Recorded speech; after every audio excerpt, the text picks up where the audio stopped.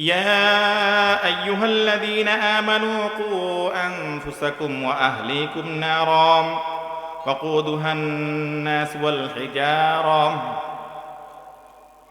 وقال رسول الله صلى الله عليه وسلم ألا كلكم راع وكلكم مسؤول عن رعيته وقال رسول الله صلى الله عليه وسلم مروا صبيانكم إذا بلغوا 7 واضربوا إذا بلغوا 10 صدق الله العلي العظيم وصدق رسوله النبي الكريم ونحن على ذلك لمن الشاهدين والشاكرين والحمد لله رب العالمين.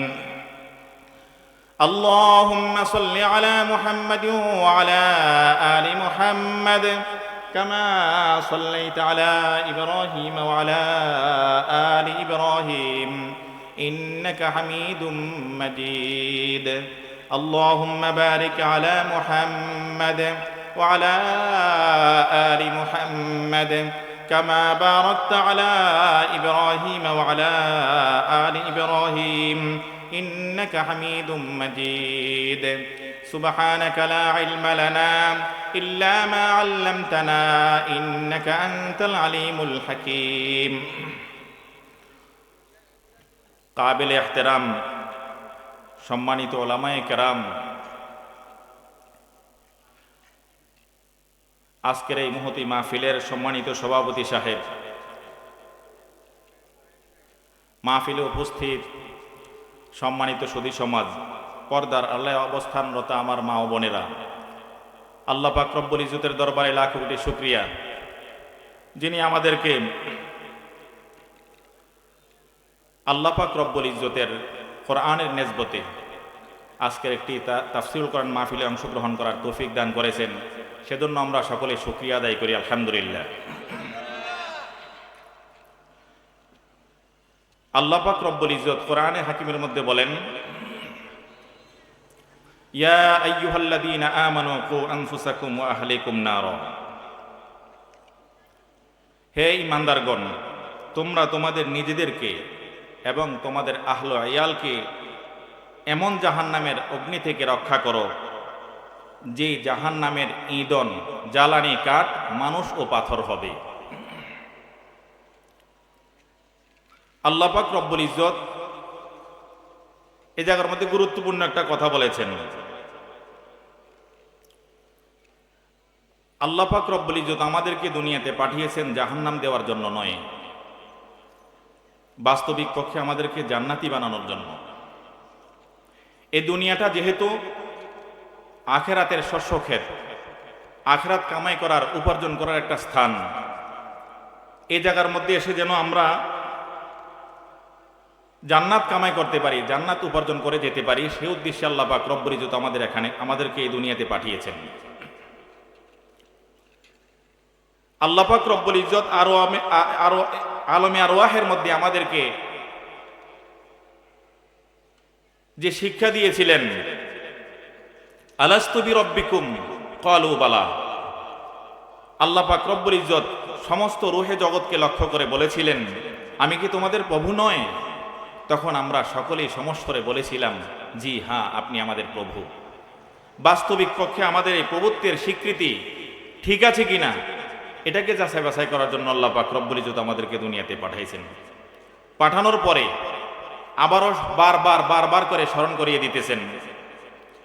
এই জায়গার মধ্যে আল্লাহ পাক রব্বুল ইজ্জত স্মরণ করে দিয়েছে, দেখো তোমাদের জন্য দুইটা জিনিস আছে, একটা জান্নাত, একটা জাহান্নাম। আর তোমাদেরকে বানিয়েছি আমি জান্নাতি দেওয়ার জন্য নয়, জাহান্নামে দেওয়ার জন্য নয়, জান্নাতে দেওয়ার জন্য। এই জায়গার মধ্যে আল্লাহ পাক রব্বুল ইজ্জত আমাদেরকে সেই আলমে আরওয়াহের কথাটাকে স্মরণ করিয়ে দিয়ে বলতেছেন, ইয়া আইয়ুহাল্লাযীনা আমানু কু আনফুসাকুম ওয়া আহলিকুম নারা, হে ঈমানদার বান্দাগণ, তোমরা তোমাদের নিজেদেরকে এবং তোমাদের আহল আয়ালকে জাহান্নামের অগ্নি থেকে বাঁচাও। আহল আয়ালকে এটা একটু জানার দরকার আমাদের। বাবার আহল আয়াল হলো পরিবারের সদস্যগণ,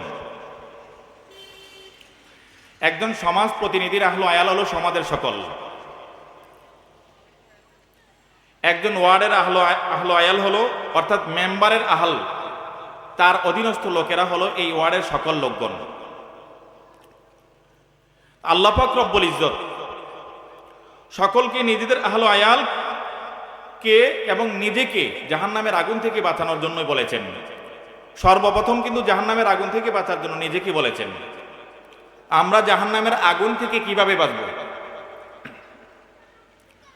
তাফসীর ইবনে কাসির রহমতুল্লাহি আলাই ওনার তাফসীর গ্রন্থে বলেন যে আল্লিমুহুম ওয়া আদ্দিবুহুম, একটা যে তোমরা জাহান্নাম থেকে বাঁচবে কিভাবে। একটা হলো নিজে ইলম শিখবে এবং তোমার আহলো আয়াল অধীনস্থ সকলকে ইলম শিখাবে, জ্ঞান শিখাবে। এটা কোন ইলম? এটা হলো দ্বীনি ইলম। যেই ইলম শিখলে জাহান্নাম থেকে বাঁচা যায়, জান্নাত উপার্জন করা যায়, সে ইলম। তো আল্লাহ পাকের রাসূল সাল্লাল্লাহু আলাইহি সাল্লাম সেই ইলমের দিকেই ইঙ্গিত করে বলেছিলেন, তলাবুল ইলমি ফারিদাতুন আলা কুল্লি মুসলিম। দ্বীনি ইলম শিক্ষা করা সমস্ত মুসলমান নরনারীর উপর ফরজ।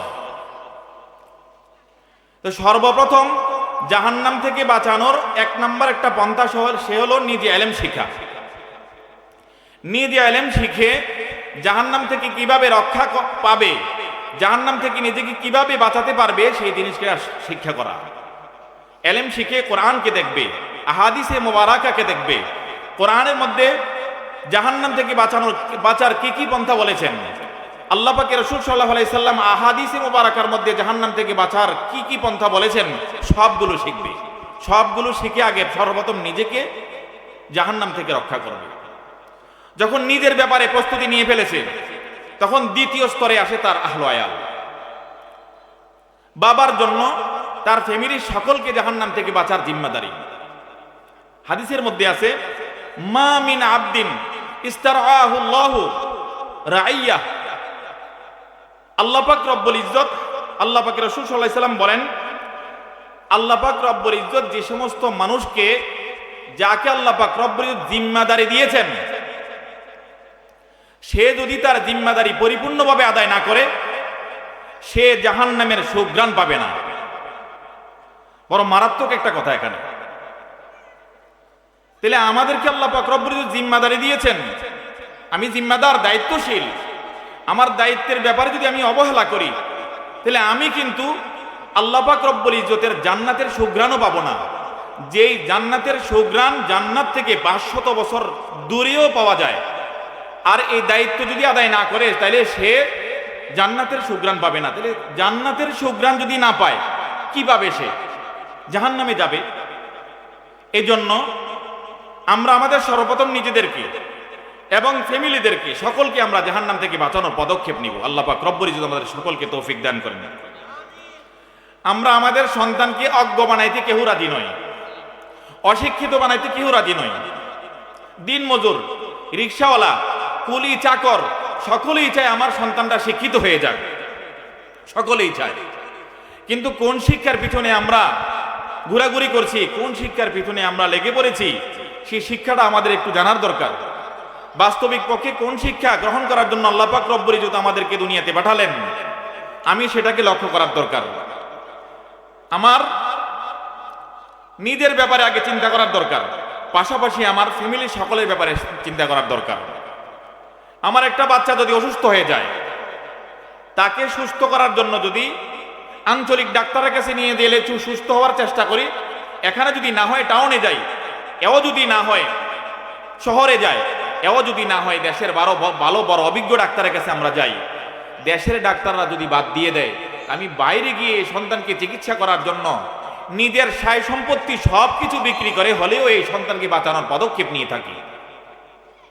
তো আল্লাহ পাক রব্বুল ইজ্জত আমাকে যে জিম্মাদারি দিয়েছেন নিজেকে জাহান্নাম থেকে বাঁচানোর জন্য এবং নিজের ফ্যামিলির সদস্য সকলকে জাহান্নাম থেকে বাঁচানোর জন্য যে এই ওসিয়ত করেছেন, যে ওয়াজ করেছেন, যে কথাটা আল্লাহ পাক রব্বুল ইজ্জত আমাকে বললেন, এর জন্য কতটুকু পদক্ষেপ নিলাম আমরা।